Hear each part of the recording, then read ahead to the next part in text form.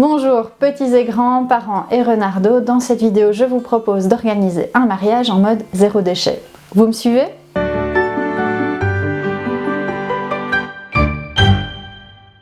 La saison des mariages recommence tout doucement et donc on a très envie de pouvoir organiser son mariage en mode zéro déchet.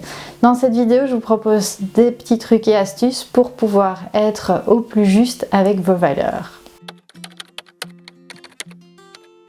Quand on se marie, on a souvent une belle robe, un beau costume pour monsieur ou pour madame d'ailleurs, et donc ces vêtements sont souvent mis qu'une seule fois sur toute notre vie.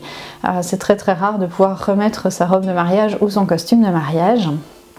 Et donc pour éviter de faire des achats d'une robe pour une seule fois, il y a plusieurs solutions.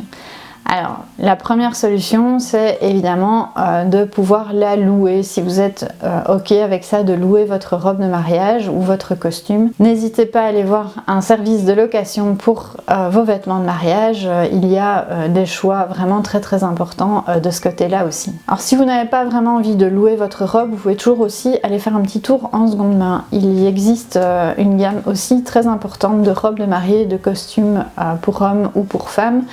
En seconde main, n'hésitez pas à aller faire un petit tour. Là aussi, il faut trouver la perle rare, je pense, au niveau des tailles, etc. pour que ça convienne bien. Mais vous pouvez toujours tenter l'histoire. Si au niveau de la taille, ça ne convient pas, vous pouvez toujours vous dire, ok, c'est une taille au-dessus et trouver une couturière qui va vous la retoucher pour qu'elle soit à la bonne taille. Si vous optez pour une taille au-dessus, ne montez pas trop non plus dans les tailles. Au niveau d'une robe ou d'un costume d'ailleurs, une taille, deux tailles, c'est encore possible de retoucher, mais au-delà, ça devient vraiment compliqué. Donc n'hésitez pas à prendre vraiment la taille qui vous convient, voire une ou deux tailles au-dessus, mais pas beaucoup plus non plus. Une dernière solution, si vous avez vraiment l'âme d'une couturière chevronnée, c'est de les fabriquer vous-même et donc d'aller chiner votre tissu, soit neuf, soit en seconde main, ou de la récup, et puis de coudre vos vêtements de mariage vous-même. Passons ensuite à la déco. Au niveau de la déco de votre salle, de votre jardin, enfin voilà, de l'endroit où vous allez faire la fête de mariage, il y a plusieurs choses que vous pouvez faire pour avoir une déco éco-responsable. Alors la première chose, c'est de passer par un service de location. Donc il existe des organisateurs de mariage qui louent leurs décorations, qui viennent tout vous installer, etc. Ils font des merveilles.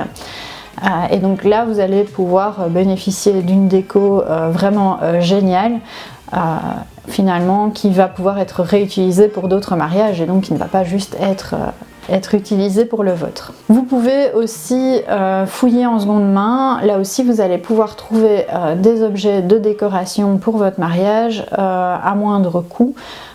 Et toujours en évitant d'acheter du neuf. Et enfin, la dernière astuce pour la décoration, c'est d'utiliser des décorations naturelles. Vous allez pouvoir par exemple trouver des troncs d'arbres ou enfin voilà des petits morceaux d'arbres que vous allez pouvoir scier en rondelles et puis faire une petite déco de table. Avec ça, des feuilles, des petites plantes, etc.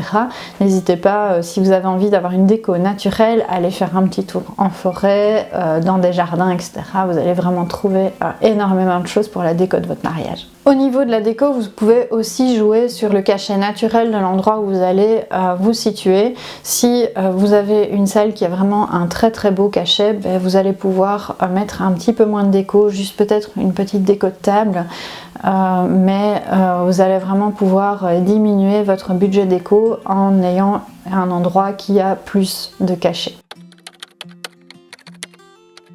Pendant la fête, on aime bien offrir un petit présent aux personnes qui sont présentes justement. En général, on offre un faire-part ou des dragées ou ce genre de choses. Alors si vous avez l'intention d'offrir un faire-part par exemple, n'hésitez pas à utiliser du papier recyclé ou du papier ensemencé. Alors ce papier ensemencé, c'est les espèces de papier, ça ressemble à du papier normal, mais il y a toutes des petites graines de fleurs, de plantes, etc. qui sont incrustées dans le papier. Et donc quand la personne n'en a plus besoin, elle enterre simplement son papier et quelques mois plus tard, elle voit des belles fleurs arriver. Ça, c'est une solution au niveau du faire-part. Vous pouvez aussi trouver des fabricants de graines de plantes, de fleurs, etc.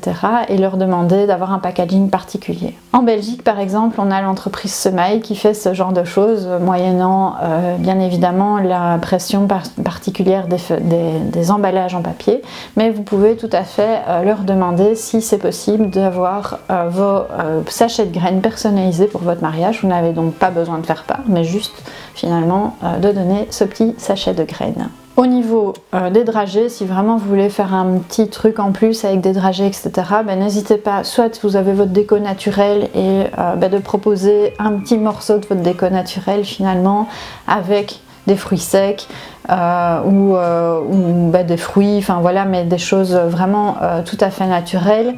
Il n'est pas nécessaire d'avoir quelque chose en plastique et tout coloré pour qu'on se souvienne de votre fête de mariage et en tout cas pour remercier les gens. Ensuite, on a la partie alliance. Les alliances, finalement, c'est quelque chose qui va vraiment s'acheter au coup de cœur, qui va vous suivre, je l'espère, toute votre vie.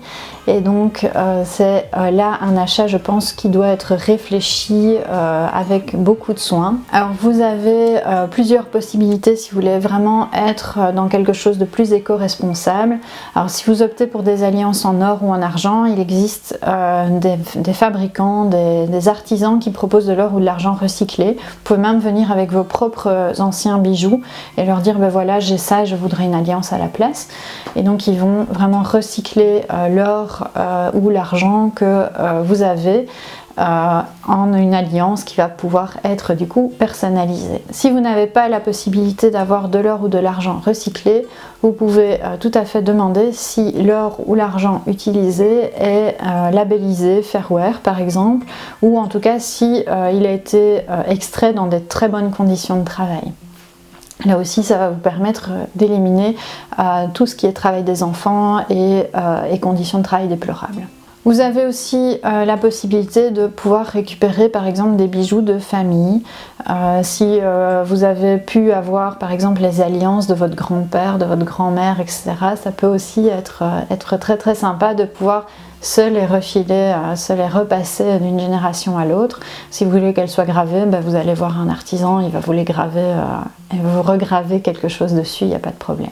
Il y a la possibilité aussi de faire des alliances un peu particulières dans des métaux où on n'a pas l'habitude. Une de mes collaboratrices par exemple a fait faire ses alliances avec des dents de fourchettes recyclées. Donc elle a trouvé un artisan qui récupère des fourchettes et qui ont fait des bagues, etc.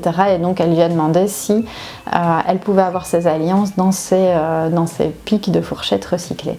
Donc il y a aussi cette possibilité-là d'aller vraiment de sortir des sentiers battus au niveau des bijoux pour aller chercher des choses vraiment hors normes. Au niveau du lieu de fête de votre mariage, n'hésitez pas vraiment à choisir des lieux de proximité. Si vous vous mariez à la commune, à l'église, en général la commune c'est celle de là où vous habitez ou là où monsieur ou madame habite, donc on est quand même assez proche. Si vous allez à l'église, c'est pareil, ça va être au niveau du village où vous vous trouvez, de la ville ou du village où vous vous trouvez. Alors essayez de garder un maximum la salle là où se trouvent vraiment les lieux où vous allez faire les cérémonies civiles et religieuses. Rien ne sert de faire 40 km ou 60 km pour aller trouver une salle.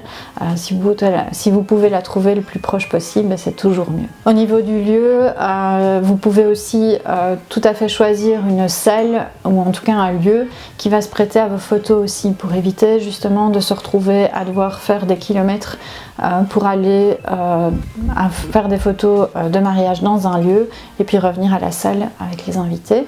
Donc là vous avez la possibilité de pouvoir faire vos photos là où se trouve la salle et donc vous allez éviter des déplacements à ce niveau-là. Si vous avez l'intention de faire des photos après mariage, certains font ça, ils font des photos pendant la cérémonie, etc. avec la famille et puis ils font leur photo de mariage après le mariage. Là aussi, un conseil, c'est de vraiment rester le plus local possible et de trouver des petits lieux sympas et bucoliques près de chez vous.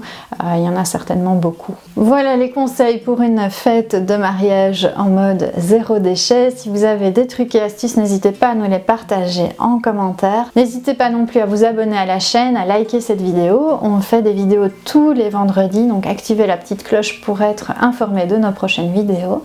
N'hésitez pas non plus à nous suivre sur les réseaux sociaux. Et moi je vous dis à bientôt dans une nouvelle vidéo.